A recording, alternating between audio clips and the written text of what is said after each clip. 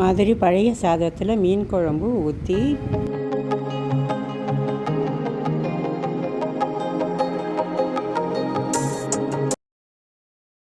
Friends எல்லாருக்கும் வணக்கம். Welcome back to mom 60. இப்போ வந்து திங்கக்கிழமை மணி 8 ஆகுது.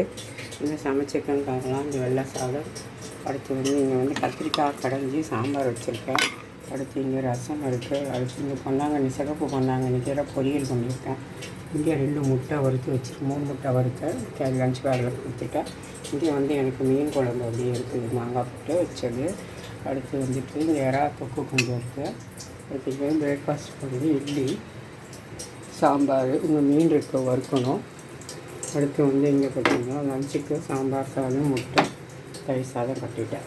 ஃப்ரெண்ட்ஸ், இப்போ குழம்புலேருந்தே எடுத்து மீனை வந்து அந்த குழம்பையே ஊற்றி வறுத்துருக்கேன். இது ஒரு மாதிரி டேஸ்ட்டாக நல்லாயிருக்கும். கொஞ்சமாக எண்ணெய் தான் பிடிக்கும், ரொம்ப பிடிக்காது. நல்லாயிருக்கும் டேஸ்ட்டாக. அது எனக்கு தான் வறுத்து வச்சுருக்கேன்.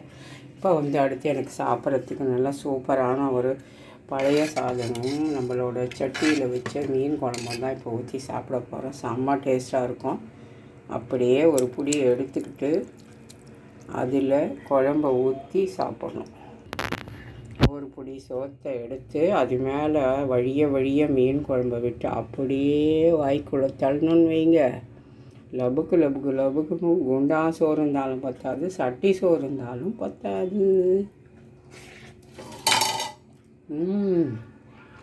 செம்ம.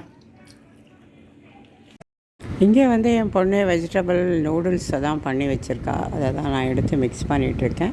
இப்போ அதை தான் அவள் சாப்பிட போகிறா. உங்கள் வீட்டில் என்ன லஞ்சு அப்படிங்கிறத சொல்லுங்கள். அடுத்த வீடியோவில் சந்திக்கலாம்.